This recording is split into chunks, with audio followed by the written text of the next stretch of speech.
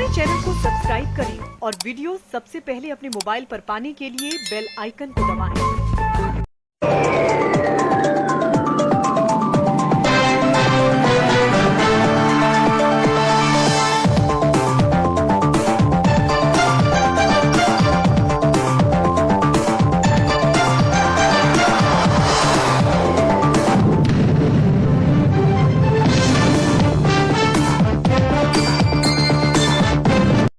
अरे भाई विधानसभा के वोट के लिए आंकड़े आते हैं, क्यों चुप बैठे रहते हैं आपके अखिलेश यादव?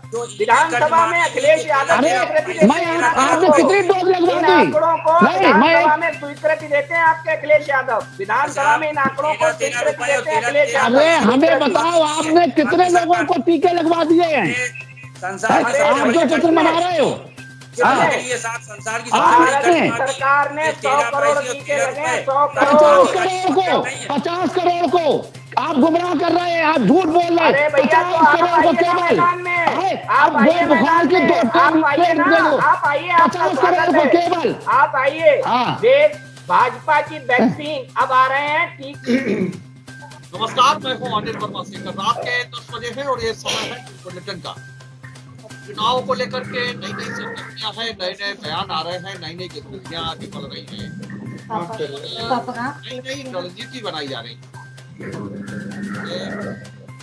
भारतीय जनता पार्टी का एक प्रमुख प्रोजेक्ट है पन्ना प्रमुख। एक का एक पन्ना, एक पेज पर जो मतदाता है उनको वोट डलवाने की कार्यकर्ताओं ने और गर्व के साथ कहा कि मैं पन्ना प्रमुख हूँ, मैत्री प्रमुख। और जब समाजवादी पार्टी की तरफ से पार्टी के मुलायम सिंह यूथ ब्रिगेड की तरफ से रक्षक बनाए जा रहे हैं। यूथ रक्षकों का भी वही काम है, यहीं से शुरुआत होगी मतदाता कराने, नाम बढ़वाने ऐसे लेकर के, और वही जिम्मेदारी की हर बूथ पर अधिक से अधिक मतदान हो पार्टी में और दलबल सफल हो, यही जिम्मेदारी। अब हम थोड़े दूसरे एंगल से इस चीज को पहुंचते हैं, देखते हैं कि मतदान के दिन का जो दृश्य है, करिए मतदान केंद्र के बाहर का जो दृश्य है, मतदान वाले दिन का, उसकी कल्पना। उस दिन तो बीएसएफ या दूसरे फोर्स लगे होते हैं, वो मतदान केंद्र भीड़ इकट्ठा नहीं होने देते। तो मतदान करने आने वाले मतदाता हैं, उन्हें भी चलता फिरता रखा जाता है ताकि मतदान करें और चलते। अब समझिए,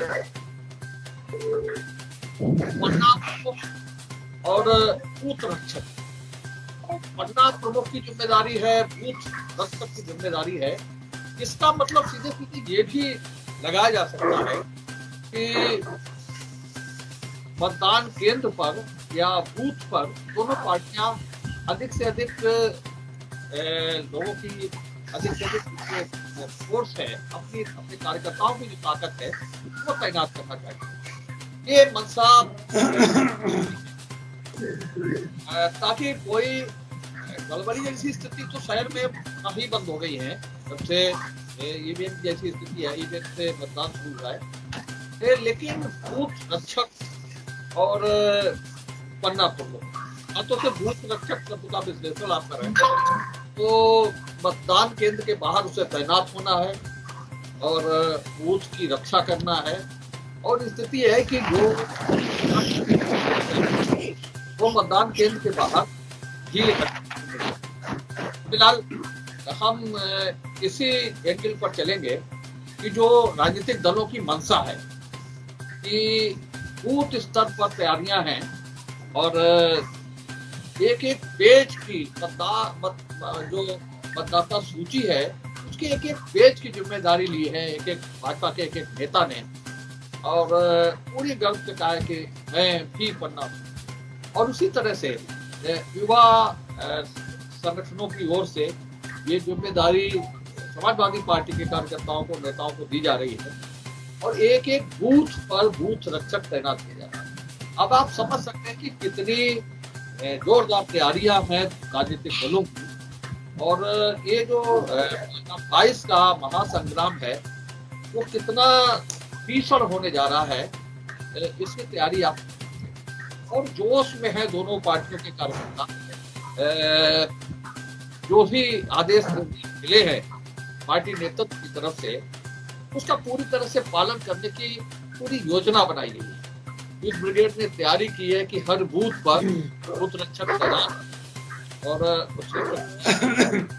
बूथ रक्षकों को भी एक काम करना है कि मतदाता सूचियों में नाम बढ़वाने, संशोधन कराने की ये सारी चीजें जो हैं वो बूथ रक्षकों को भी करनी है। हम आज इसी विषय पर चर्चा करेंगे कि 2022 का जो रण है उसमें लग रहा है कि जिस तरह से तैयारियां हैं वो एक दूसरे को मात देने की है, एक दूसरे को पीछे छोड़ने की है, और इसी के तहत इतनी जोरदार तैयारियां चल रही हैं। बूथ एक एक बूथ और एक एक पन्ना उसकी जिम्मेदारी ली गई है। कितना हो पाता है एक अलग चीज है, कितना हो पाता है एक अलग चीज है, लेकिन रणनीति तो योजना 100% है, और उस योजना के तहत एक एक बूथ जीतने की बात है। कहीं से कमजोर ना पड़े पार्टी, इसकी योजना है, और यही सारे विषय हैं। इसी विषय पर हम सारे सवाल करेंगे कि क्या बूथों की एक संरचना है जिसका है, क्या ये पूरी हो पाएगी, क्या बूथों पर जो बूथ रक्षक तैनात करने की योजना है वो कितनी कारगर हो पाएगी या हवाई रहेगी। तो संगठन की दृष्टि से अब देखें तो समाजवादी पार्टी की कल हम लोगों ने चर्चा भी की थी कि 4.5 साल बाद तो प्रदेश कमेटी बनता है। 4.5 साल तक प्रदेश अध्यक्ष माननीय नरेश कमेटी भी काम करते रहे। ये स्थिति है कुल मिलाकर के, जिस पर आज हम चर्चा करने वाले हैं कि जो रणनीति है, जो इस तरह की योजना है, वो योजना कितनी क्रियान्वित हो पाएगी, और मूल रूप से जो हमने उस मतदान वाले दिन का दृश्य वर्णित किया है तो वहाँ भीड़ जमा होनी नहीं है। भीड़ जमा होने के बाद और सब कार्रवाइयां भी होती हैं कि पुलिस, उत्तर प्रदेश पुलिस का जो रोल होता है इस चुनाव में खूब कम होता है। तो ये है कि जो योजना है इतनी कारगर साबित होगी, लेकिन तैयारियां हैं पूरी तरह, और एक दूसरे को आड़ने की तैयारियां है। इस पर ही आज हम लोग चर्चा करने वाले हैं। आज की चर्चा में भारतीय जनता पार्टी से डॉक्टर आलोक बिहारी शुक्ला है, पार्टी के वरिष्ठ नेता हैं, भाजपा विचारधारा के रखते हैं। विकास पांडे पार्टी के नगर अध्यक्ष हैं, और बालीवाल जी को बहुत बालीवाल नवागंज से सबके बीच में सहभागिता करते हैं, भारतीय जनता पार्टी का पक्ष है। समाजवादी पार्टी से शशांक मिश्रा है, पार्टी के वरिष्ठ नेता हैं, और अनिल गंगवार जी पार्टी के नेता हैं, विधानसभा क्षेत्र समाजवादी पार्टी का पक्ष रखते हैं।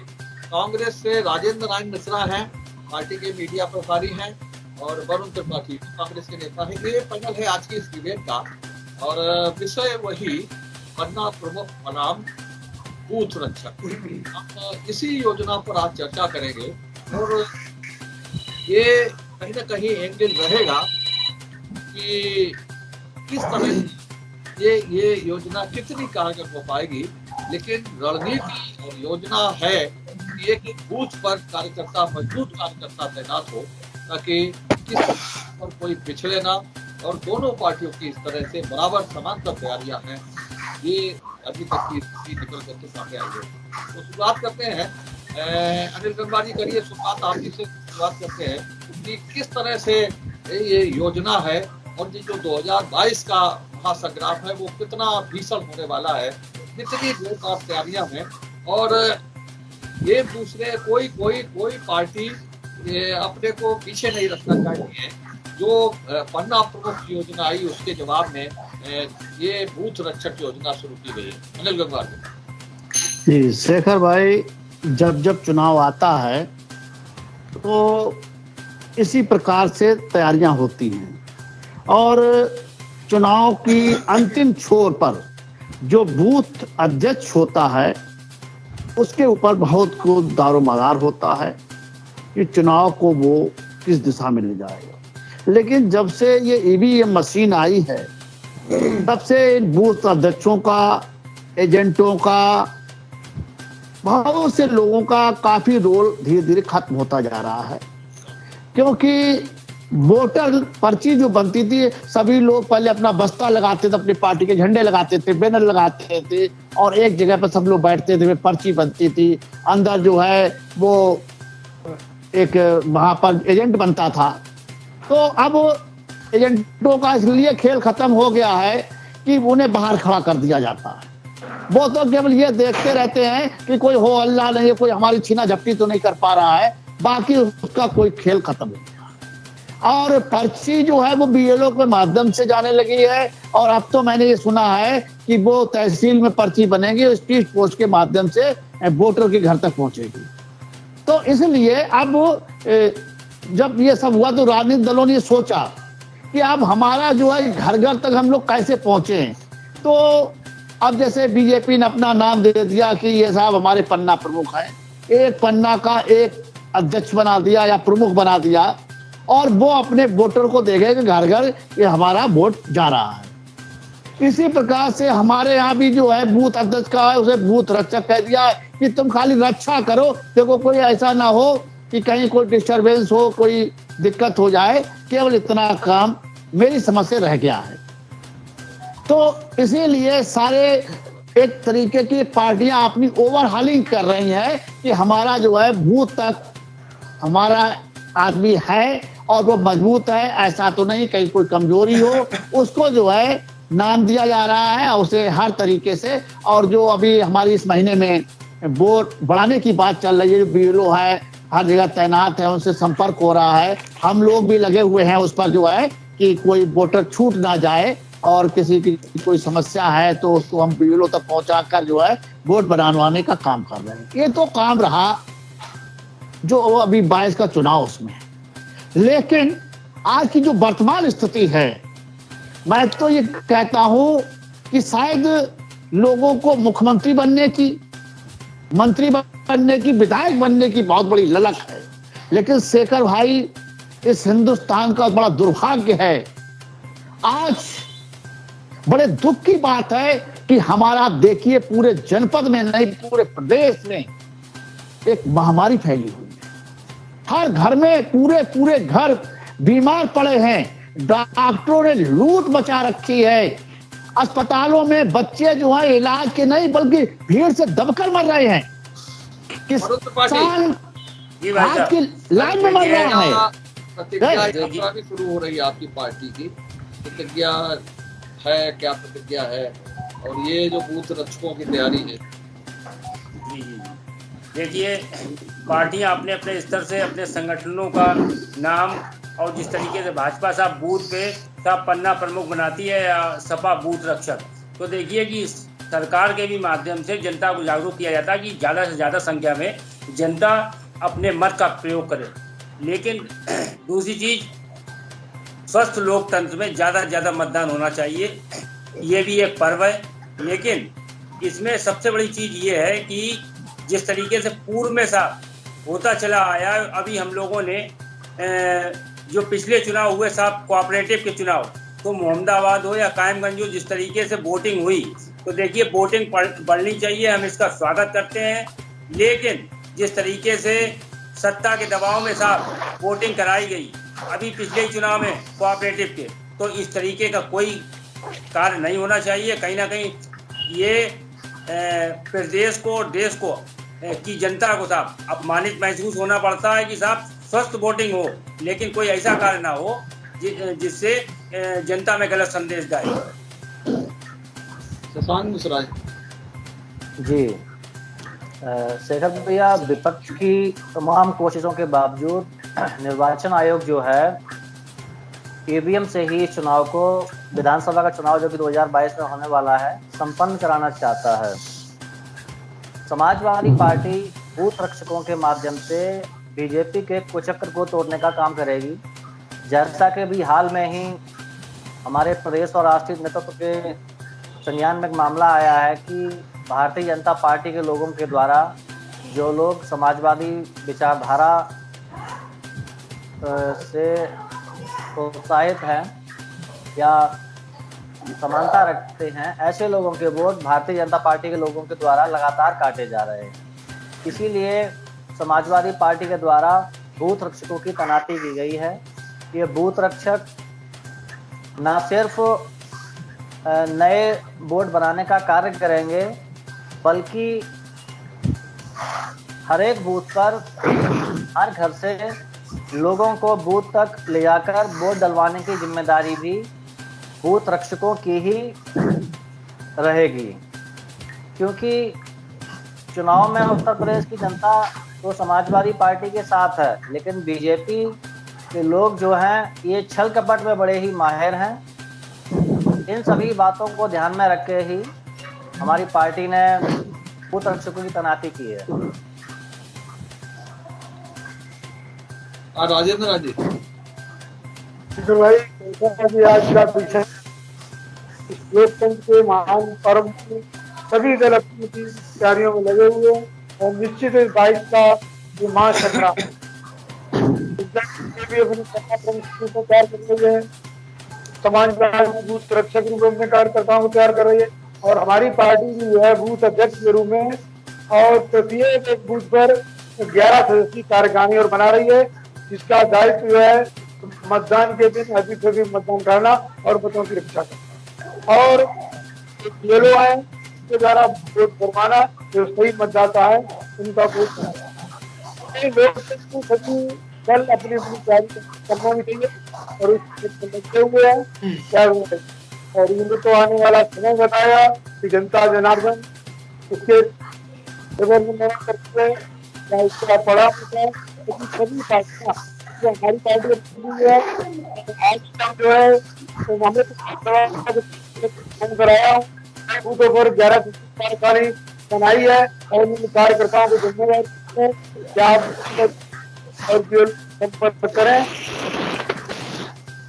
इस तरह जो है लोग हमारे जो है लोकतंत्र में तो करना भी चाहिए। हर दल अपना अपना यही सबका मतलब इसका विषय है। तो मैं समझता हूँ कि तो स्वस्थ लोकतंत्र परंपरा है और इसे सभी दल अपनी चाहिए।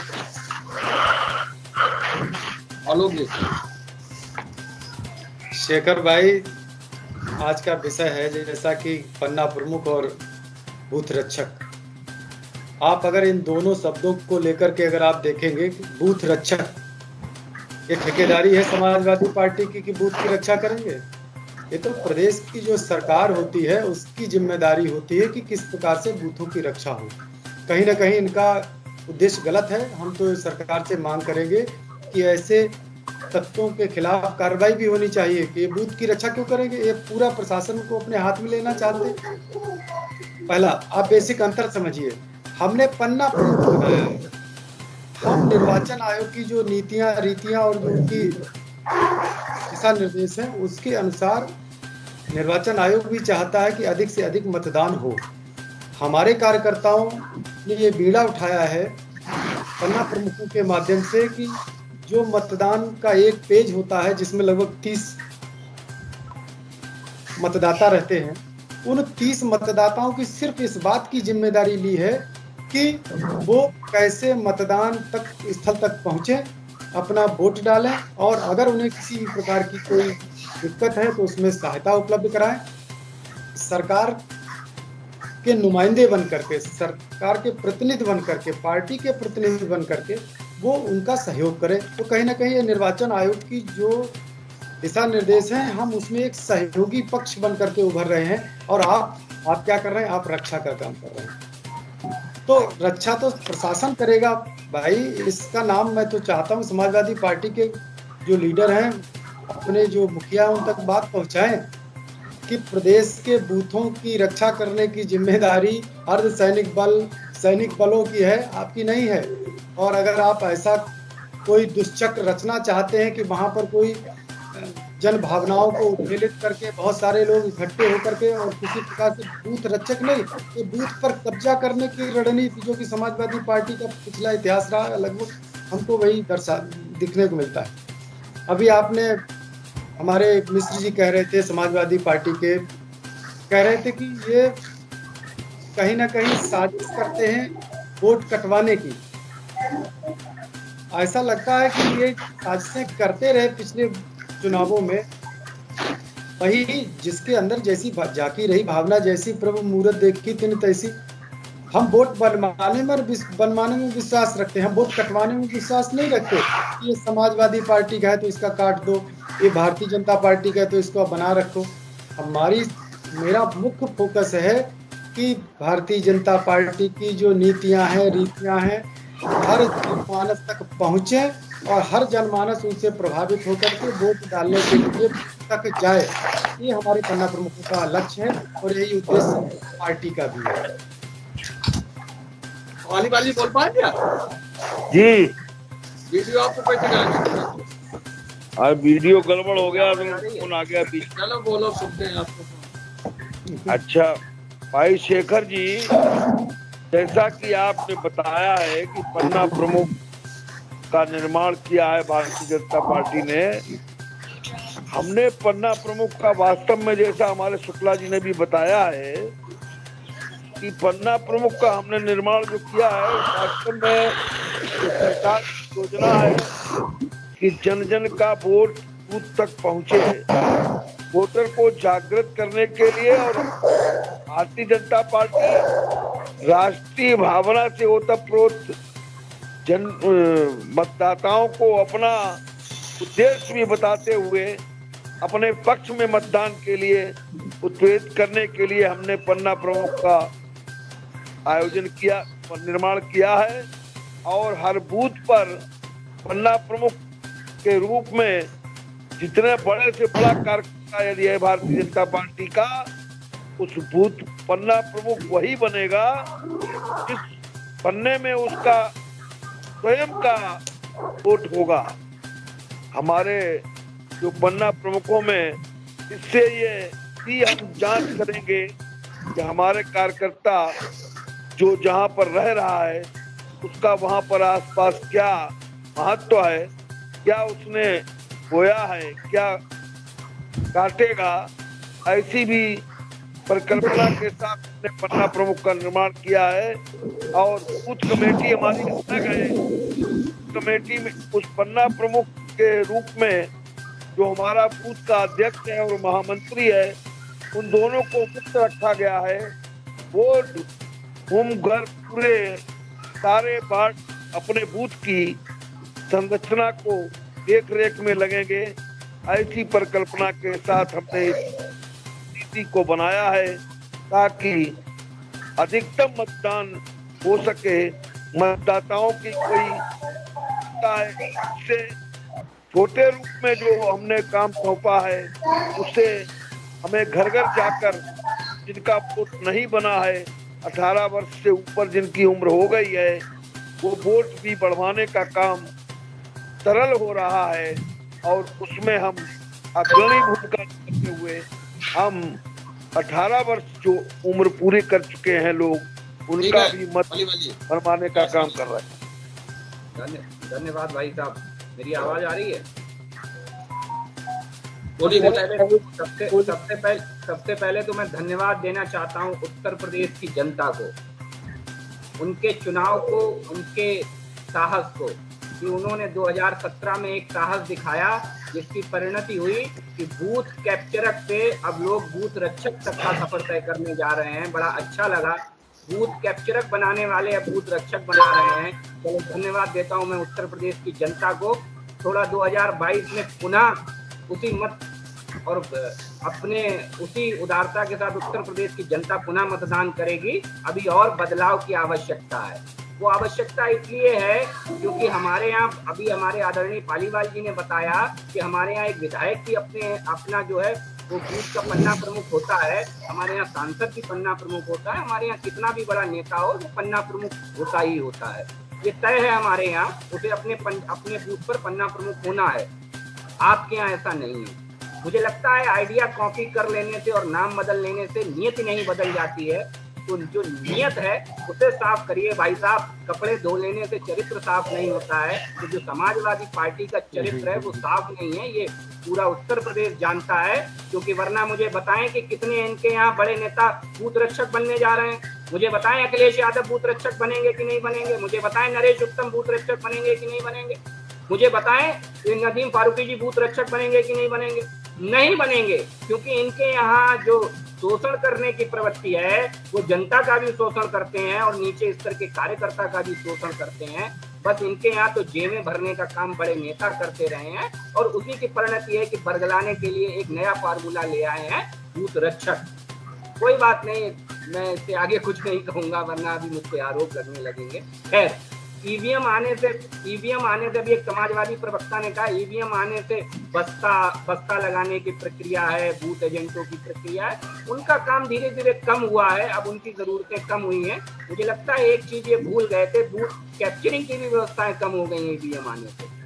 मुझे समझ नहीं आया कि समाजवादी प्रवक्ता बूथ कैप्चर के विषय को कैसे भूल गए, जिस पर कि उनकी सरकारें बड़ी सरकारें चलाई हैं उन्होंने, वो उस बड़े महत्वपूर्ण विषय को कैसे भूल गए। खैर, मैंने याद दिला दिया है।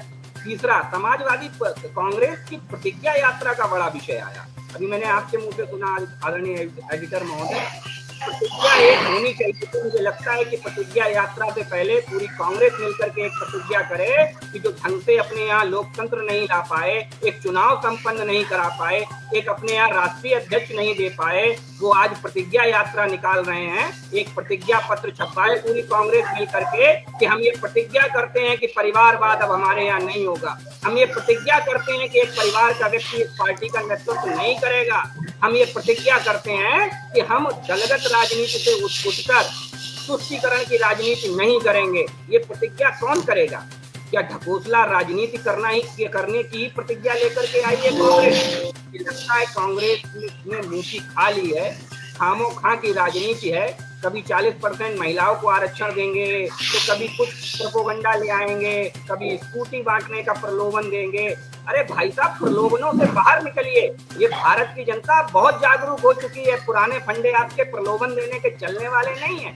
आज देश के युवाओं को रोजगार चाहिए, आज देश के लोगों को 2 वक्त की सुकून की रोटी चाहिए। आज दंगों का भारत नहीं चाहिए, दंगों का उत्तर प्रदेश नहीं चाहिए किसी को। आज देखिए हर शहर हर जिले में इन्वेस्टमेंट हो रहा है। आज देखिए कितनी कंपनियां उत्तर प्रदेश में पूरे भारत में इन्वेस्टमेंट करने आ रही हैं। लेकिन कांग्रेस की नेगेटिव राजनीति, तो ये नेगेटिव राजनीति जब बंद करेंगे मुझे लगता है तभी इनका कल्याण होगा। मेरा ये एक छोटा सुझाव है। धन्यवाद।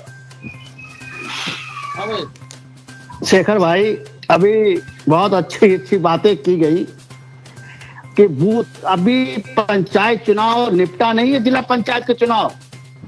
क्या हुआ, महिलाओं की साड़ियां खरीद डाली। ईवीएम पहले ही आ गई थी, हमारा रूप आपने धारण कर लिया है। जो आप हमारे ऊपर आरोप लगा रहे हैं वो आपने धारण कर लिया खुलेआम। अब तो छिपा नहीं कुछ है। आपने वो काम किया है जिसने पूरे प्रदेश को शर्मसार कर दिया है। अच्छा, एक बात बताइए मुझे विकास जी, आपने जो मुकदमे दर्ज कराए थे उनमें क्या हो रहा है? आपने भूल गए, ये भी बता दिए समाजवादी। अरे वो आप तो करने लगे हैं, इसलिए हमने छोड़ दिया है। आप वो, अरे ऐसा है, हमारी नकल आप करनी ले तो हमने छोड़ दिया है कि आप लूट लो। आप वही करना जानते हैं। नकल बेअकल लोग करते हैं। अरे तो हाँ, अच्छा एक बात बताइए मुझे, अभी आपने मुकदमे लिखवाए, आप उसमें क्या हो रहा है? अरे उसकी नकल भी आप लोग कर ली है। नकल बेअकल लोग करते हैं, नकल जो है वो बेअकल लोग करते हैं। तो हमें ऐसा ही लगा, पहले आपको अकल नहीं थी, पहले आपको अकल नहीं थी, अब अकल आ गई है, इसलिए आप उसी फंदे पे आ गए। हाँ सुनिए, क्योंकि आप नहीं थी। अरे पहले होते तो 25 साल बाद सरकार में नहीं आते, और 2022 आते आते आपकी धारा और विचारधारा सब बदल जाता है। अरे वो आपने ले ली, हमारी विचारधारा आपने ले ली। अरे भाई, ये समाजवादी एक बात बताइए, पार्टी है।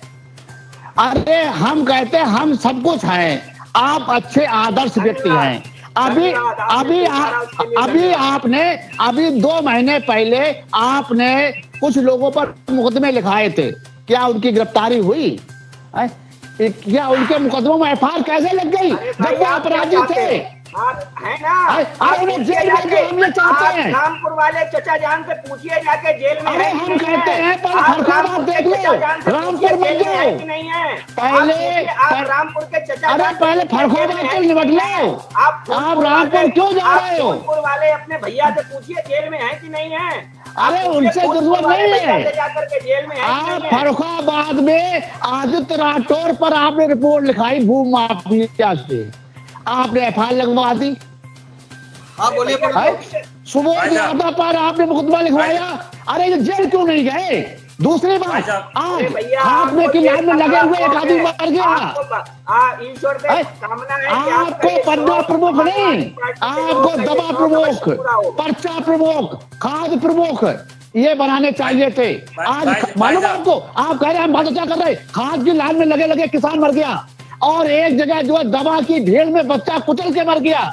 तो आपको पहले ये पन्ना प्रमुख की जगह इन्हें बनाना चाहिए था। मेरी बात, 2000 रुपए के भत्ते के लिए लाखों स्कूल के बच्चों को आप 200 किलोमीटर 150 किलोमीटर दूर बुलाते थे 2000 रुपए के भत्ते देने के लिए, और हजारों रुपया एक आयोजन करने के लिए खर्च कर देते थे। तो ये ना कहिए 2000 रुपया मिलता था भाई? अरे मुझे बता दीजिए ना, झूठ मत बोलो, कौन सा 2000 रुपया मिला है मुझे बता दीजिए ना आप। देखिए झूठ का पुलंदा मत बांधिए, आप पहले ये तो बताइए मुझे कि वो 2000 रुपए कब दिए गए, कौन सा आयोजन हुआ? कालाबाजारी का मुकदमा लिखा गया है। अनिल भाई साहब एक मिनट, देखिए हमारे भाजपा के साथी ने जिस तरीके से बहुत अच्छी बातें कही, तो कहीं ना कहीं ये चीज निकल गया है। हाँ धन्यवाद।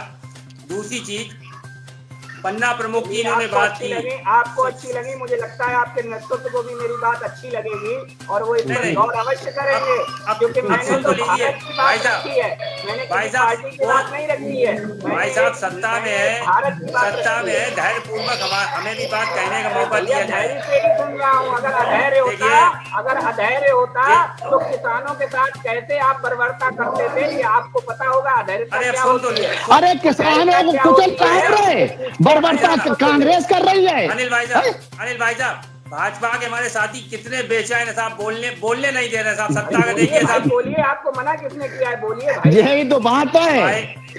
देखिए जिस प्रतिज्ञा की भाई साहब सुन लीजिए हमारी नेताओं को बोलने नहीं देते हैं, मैं तो आपसे कह रहा हूँ बोलिए भाई। सुन लीजिए, देखिए अगर 40% हमारी नेता ने साहब महिला आरक्षण पे अगर बात की तो साहब भाजपा कितनी पीड़ित हो गई, कितनी बेचैनी खलबली आप भी कर दीजिए साहब। 50% मैं भाजपा के साथी से पूछना चाहूंगा, क्या योगी सरकार साहब 50% महिलाओं को टिकट देगी? कितनी महिला सांसद जीत के आई आपके यहाँ, कितनी महिला सांसदों को आपने टिकट दिया, कितनी महिला? सबका लोभिता मत दिखाइए, सबका लोभिता मत दिखाइए, झुंझुना मत थमाइए। ये उत्तर प्रदेश की जनता है, बेवकूफ नहीं बनने वाली। ये भाषण सदस्य हैं आप, वीरों की पार्टी नहीं है ये, भाषण वीरों बयान वीरों की पार्टी नहीं। 15 लाख मालूम है आपकी, कह तो रहे बंटी बंटी गैंग की पार्टी है आपकी पूरे गैंग चलाते हैं आप, समझे। वायनाड में जाके क्रिश्चियन साइन लगाती हैं और यहाँ प्रयागराज में कुंभ में जाके गले में बड़ी बड़ी माला पहन लेंगी, आपको माला नहीं दिखती है, आपको माला नहीं दिखती है। चुनाव के बाद देखते हैं क्रिश्चियन साइन रहेगा कि वो माला रहेगी। हंगर इंडेक्स में 101 नंबर के साथ खड़े हुए हैं। अरे भैया आपकी हंगर दूर नहीं होने वाली है। अब उत्तर चलने वाली सरकार कहीं ना कहीं हंगर इंडेक्स में आपको कटघरे में साफ खड़ा किया है, और आप किसानों की बात। अरे भैया आपको तो 23 नेताओं ने आपके कटघरे में खड़ा कर दिया, आपके 23 नेताओं ने आपको कटघरे में खड़ा कर दिया कांग्रेस के, और कह रहे हैं कि बोलिए मत, मीडिया में मत बोलिए। अरे भैया ऐसे काम ही क्यों करते हो कि आपके नेता आपके विरोध में चले जाते हैं? 23 बड़े नेता कांग्रेस में चिल्लाते घूम रहे हैं कि ये नेतृत्व ठीक नहीं है, ये नेतृत्व ठीक नहीं है। 23 नेता गन्ना किसानों का उत्तर प्रदेश सरकार दे नहीं पा रही है। 1 लाख करोड़ से ज्यादा 1.25 लाख करोड़ रुपया हमने गन्ना किसानों को पे किया है, जो पिछले 15 सालों में भी रिकॉर्ड से ज्यादा है। 15 सालों का रिकॉर्ड मिला लीजिए और हमें मेरा रिकॉर्ड मिला लीजिए। आज अरे तो आपने तो आजादी के बाद में सब रिकॉर्ड तोड़ दिए भाई, प्रलोभन नहीं देते हैं, के सारे रिकॉर्ड आपने तोड़ डाले। विधानसभा में रखा आपने ये जो 1 करोड़ 100 करोड़ लोगों को डोज की बात कर रहे हैं, उसमें भी गुमराह कर रहे हो भाई। अरे भाई, विधानसभा के वोट के लिए आंकड़े आते हैं, क्यों चुप बैठे रहते हैं आपके अखिलेश यादव? विधानसभा में अखिलेश यादव आपने कितनी डोज लगवा दी? आंकड़ों को विधानसभा में स्वीकृति देते हैं आपके अखिलेश यादव। विधानसभा में इन आंकड़ों को स्वीकृति देते हैं अखिलेश यादव। अरे हमें बताओ, आपने कितने लोगों को टीके लगवा दिए हैं? आप जो चित्र बना रहे हो, सरकार ने 100 करोड़ टीके लगे, 100 करोड़ 50 करोड़ को आप गुमराह कर रहे हैं, आप झूठ बोल रहे हैं। 50 करोड़ को केवल आप बुखार की 2 आप आइए, 50 करोड़ को केवल आप आइए। देश भाजपा की वैक्सीन अब आ रहे हैं टीकाकरण पे प्रश्न चिन्ह। इसके बाद सपा का अगला एजेंडा है टीकाकरण पे प्रश्न चिन्ह। भाजपा की आप जश्न मना रहे हैं, जनता को हमने 100 करोड़ लोगों को लगवा दिए। सुन लीजिए, भाजपा की वैक्सीन चिल्लाते चिल्लाते अब आ गए हैं 50। अरे तभी फ्री में लगी। अरे भैया सुनिए ना, जैसे भाजपा की वैक्सीन आपने लगवाई, उसी दिन आप इसके लिए भी मुक्ति। अरे भाजपा की और बसपा को सपा की वैक्सीन नहीं है वो। सत्ता के लालच में अंधे लेकिन 100 करोड़ लोगों को कहाँ लग गई, मुझे ये बता दिया जाए। 50 करोड़ लोगों को लगी है। अरे भैया, आपके आंकड़े, आपको मुबारक। आप जाइए, कल बैनर छपवाइए, आप अपने नेता से आग्रह करिए कि पूरे ये जनता को आप गुमराह करने पर लगे। हमने 100 करोड़ उसका जश्न मना रहे जैसे आजादी मिल गई है। WHO पे केस कर दीजिए, WHO पे और भारत के स्वास्थ्य मंत्रालय पे मेरा अनुरोध है अखिलेश यादव और उनकी टीम से, वो जाएं और चेक करें। अरे भैया, आपकी हंगर कोई नहीं खत्म कर पाएगा। कांग्रेस की हंगर तो 1947 की पहली सरकार बनने के बाद से चल जाएगी। हमारा डाटा ले लो, हम बताओ भेज दें। हंगर इंडेक्स में तो कुछ बोल दे भैया। 1947 में पहली सरकार बनने के बाद से कांग्रेस की हंगर नहीं खत्म हो रही है। कांग्रेस तो भूखी है घोटालों की। पहला जीप घोटाला से लेकर के 2G 3G जाने क्या क्या घोटाले कर डाले आपने। और साहब, किसानों की हित की बात करेंगे। उत्तर प्रदेश सरकार किसानों का बकाया साहब दे नहीं पा रही है, आप किसान हित की बात करते हैं। भैया सुनिए, आपका कितना बकाया है? आप किसान है, आपका कितना बकाया है? आप कितना बकाया? या भिंडर वाला गिरोह के सदस्य हैं आप भी वही किसान है क्या? अरे भैया, कौन से किसान है आप बताओ ना, कौन से किसान है? रॉबर्ट वाड्रा के किसान हैं आप क्या? मुझे लग रहा है कांग्रेस के प्रवक्ता रॉबर्ट वाड्रा की चिंता कर रहे हैं, क्योंकि उन्हीं का पेमेंट हो सकता रुका हुआ हो, वरना उत्तर प्रदेश की सरकार ने 1.25 लाख करोड़ से ज्यादा का पेमेंट किया है। अरे भाई, राष्ट्रीय किसान है भाई, राष्ट्रीय किसान है आपके राष्ट्रीय किसान है। अब भैया, आप उन्हीं की चिंता कर रहे हैं ना, वरना बताइए कितने किसानों का बाकी है? कितने किसानों ने आंदोलन किया बकायों के लिए? नहीं ना। जो तथाकथित किसान बने घूम रहे हैं, वो अराजकता पहनाने के लिए आंदोलन कर रहे हैं, उत्तर प्रदेश के चुनाव को डिस्टर्ब करने के लिए आंदोलन कर रहे हैं। आप उसके अगुआ हैं, आप कांग्रेस पार्टी उसकी अगुआ है, उन किसानों की अगुआ है। गाँववादी, उग्रवादी और पाकिस्तानी और खालिस्तानी कहने वाले इंटर वाला के नहीं थे ना, यानी आप इंदिरा जी का बलिदान भूल गए। आप इंदिरा जी का बलिदान भूल गए। आप उनको किसान नहीं मानते हैं तो उनसे 13 राउंड की बातचीत क्यों कर रहे हैं आप लोग? अरे भैया, ये मेरे संस्कार हैं। अब सुनिए वरना ये संस्कार कैसे मंदसौर में होती। अभी आप बूथ कैप्चरिंग की बात कर रहे थे, लोकसभा चुनाव की आपको याद दिला दूं, कन्नौज के अंदर सैकड़ों बूथों पर समाजवादी पार्टी के लोगों को वोट नहीं डालने दिया। बदायूं में हमारे सेंट्रल गवर्नमेंट को कटघरे में खड़ा पार्टी के बड़े नेता धर्मेंद्र यादव जी आपकी अनुप्रिया पटेल लंबी वोटों से चुनाव जीत रहे थे। सरकार को बड़े वोटों से अधिक आप लोगों ने गिन दिए। देखना किसका है? अभी भी पंचायत चुनाव में क्या हुआ पूरे प्रदेश ने देखा है। भैया ऐसा आपको नंगा तो नाच पूरा मचाया आप प्रदेश लोगों ने। सबके दरवाजे में पुलिस खड़ी कर दी, जिसने पर्चा डाल दिया। वोट मांग लीजिए। अगर नामांकन पत्र मिल भी गया तो आपने वहां उसका दाखिला नहीं होने दिया। अपने काम पर भी वोट मांग लीजिए, कभी अपने काम पे, सपा और कांग्रेस कभी अपने काम पे वोट मांग ले, लेकिन कुछ किया नहीं है इसलिए काम पे वोट नहीं मांगेंगे। तो वो तो पता चलेगा ना, पहली बार नंबर आया आपका भाई, अभी अब आपका नंबर आ रहा है तो पता चलेगा आपका। यही लक्षण रहे, आप सबके यही लक्षण रहे तो हमारा नंबर अब कटने वाला नहीं है। अब ये नंबर बहुत दूर तक अरे जाने नहीं वाला कटे है। तब पता चलेगा ना, अभी तो रुके रहो भाई, अभी धैर्य रखो ना। भाई साहब एनुअल एग्जामिनेशन है फरवरी में 2022 हाँ के बाद रिजल्ट आ जाएगा, चिंता मत करिए, धैर्य रखिए। अरे भैया आपके यहाँ पार्टी में तो वो भी नहीं होता है, कांग्रेस पार्टी में तो एनुअल एग्जाम ही नहीं होता है, वहाँ तो एनुअल एग्जाम होता ही नहीं है, वहाँ तो सीधे रिजल्ट कांग्रेस पार्टी देती है। ठीक है, कांग्रेस को गाली दिए आपका खाना नहीं हजम होगा, हमें मालूम है। चलिए बिग बुलेटिन की आज की इस बहस को यहीं समाप्त कर रहे हैं। आज की इस बहस में भाग लेने के लिए डॉक्टर आलोक बिहारी जी का, अनिल गंगवा जी का, राजेंद्र जी का, शशांक का, वरुण का और विकास का बहुत बहुत धन्यवाद। हम कल फिर मिलेंगे एक नई बहस को लेकर, एक नए विषय को लेकर के। तब तक के लिए इजाजत दीजिए। शुभ रात्रि। उम्मीद है आपको हमारा ये वीडियो, ये खबर पसंद आई होगी। आप इसे लाइक करिए, अपने दोस्तों के साथ शेयर करिए और हमारे चैनल को सब्सक्राइब करिए। साथ ही पास में बना घंटी वाला आइकन जरूर दबा दीजिए ताकि आप हमारी नई नई खबरों से निरंतर अपडेट होते रहें। यही निवेदन आपसे है।